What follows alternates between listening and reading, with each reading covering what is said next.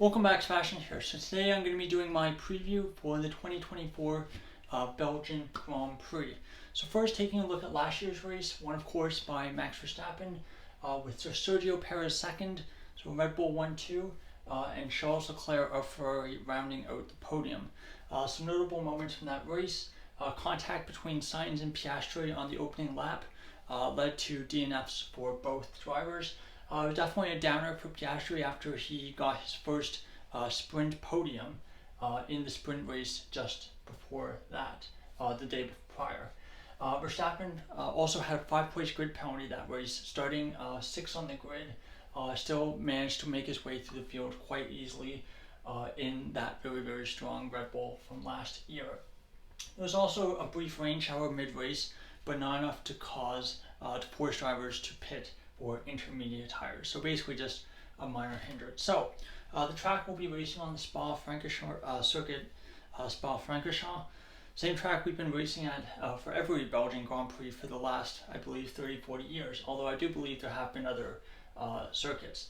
So 7.004 kilometers, the longest track on the F1 calendar. We should have 44 laps on Sunday, and the race lap record is 1:46.286, set by Valtteri Bottas in 2018. Actually, quite surprised that it was not it was not from 2020, but that's a separate issue. In terms of average lap speed, 237 kilometers per hour, which means that on average it's the 5th fastest track on the calendar. In terms of the track itself, if you want to try to make an overtake, there's really one great spot, and that is at turn 7, Le Combe, at the end of the Camel Straight, of course aided by DRS.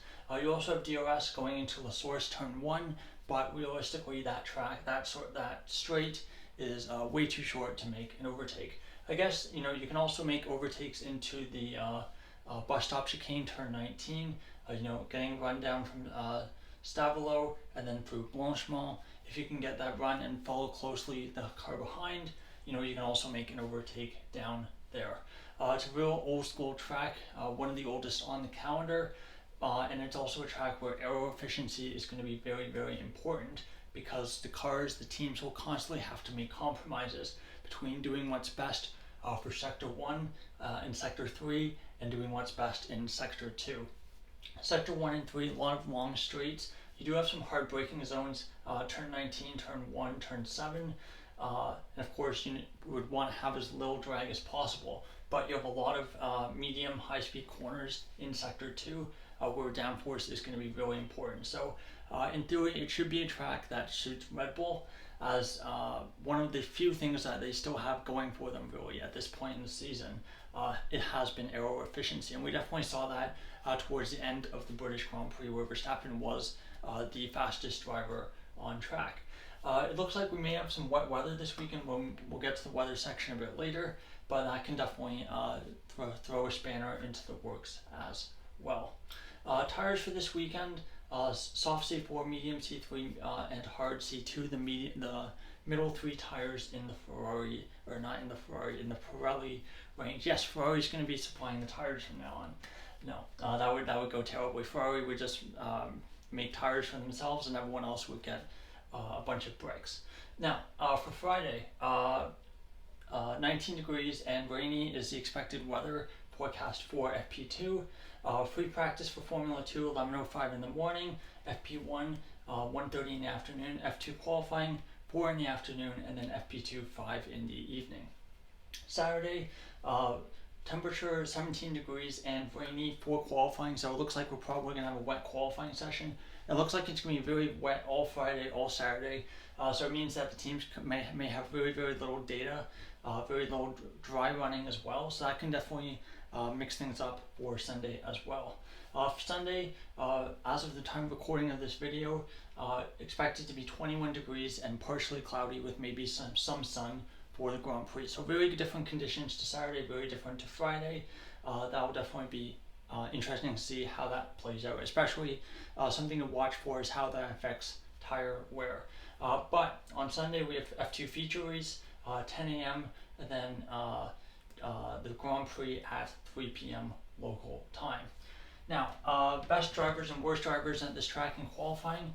Your best driver, Max Verstappen, not a big surprise. This is a track that he has done very, very well at. And I believe he's won every race here since 2021, if I remember correctly. Yeah, he won the 2021 Belgian Grand Prix, won 2022 from 14th on the grid, won last year from 6th. So yeah, won last 3 Grand Prix. He'll be trying to make it 4 in a row this year. Yeah, 89% on average out-qualifies his teammate by half a second around this track. Number 2, Charles Leclerc, 83%. On average out-qualifies his teammates by 0.263 seconds. And then number 3, Pierre Gasly, 83%. On average out-qualifies his teammates by a tenth and a half. In the worst category, you definitely have one driver who you would expect here, and that's Lance Stroll, 14%. On average, out-qualified by about half a second, 0.567 seconds. But drivers number 2 and 3, a bit of a surprise. Number 2, Nico Hülkenberg, only 20%. On average, out-qualified by 0.236 seconds. And then Daniel Ricciardo, 23%. On average, out-qualified by 0.275 seconds. So yeah, definitely keep an eye out on those 6 drivers. The 3 here, historically very good at the track. 3 on the right, historically not so good. Now, final thing that we're going to talk about before I do my predictions is that just like last weekend, Haas decided to give us some good news, right before I recorded this video. Last week it was them dropping Magnussen for next year. This week it's for Haas signing a driver for next year, and that turns out that will be Esteban Ocon. It's been heavily rumored for several weeks now, so not a total surprise. But yes, they've just signed the Frenchman for a multi-year deal, and he now joins Oliver Behrman at Haas, so an all-new lineup for the team after doing Magnussen Hülkenberg last 2 years. They'll have Ocon and Behrman. Interesting lineup, to say the least. And yeah, I think it's definitely one that there's going to be a lot of discussion about over the winter about who comes out on top there. Now, finishing up with some predictions, I think going into this weekend, while the aero efficiency may suit Red Bull, the fact is that it's heavily rumored that Red Bull, or that Verstappen, is going to be taking a 10-place grid penalty to replace one of his engines because of the engine that basically failed during the Canadian Grand Prix weekend. So as a result, he'll be starting from at best 11th on the grid. And, I don't know if I like his odds of starting this year. This is probably the worst Red Bull he's had at this track in arguably the last 3 or 4 years. So again, if this was 2023 or even 2022, I would probably say, yeah, Verstappen still wins the Grand Prix. But I'm actually going to go with Lando Norris for the win. I think he's going to be quite angry, quite fired up after how things went at the Grand Prix last time out in Hungary. I do think that McLaren are probably on pace going to have the best car, and we know Norris as well has done pretty well in wet conditions. Almost got pole here in 2021 before he crashed in basically torrential wet conditions. And again, with wet qualifying, that should set things up nicely. Number 2, I'm actually going to go with Lewis Hamilton. We know that they're pretty good in straight line speed now, and again, with qualifying being wet conditions, I think that should suit Hamilton. Again, you can make an argument that Sector 2 they might struggle a bit in, but Sector 1, Sector 3, I think the Mercedes should be pretty strong. And then again, I think final spot on the podium, honestly, Piastri looked very good here last year, so I'm honestly just going to put Piastri 3rd and on the final spot on the podium. Qualifying's been very strong. Race pace, tire wear has been a bit of an Achilles heel over his first year and a half in F1 in comparison to Norris. That being said, still, compared to the whole field, still pretty good. Verstappen, I think, as well, probably outside shot of a podium.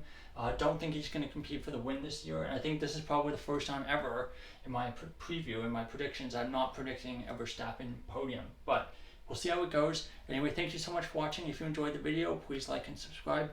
I'll see you, I guess, after qualifying after F2 on Saturday. Goodbye.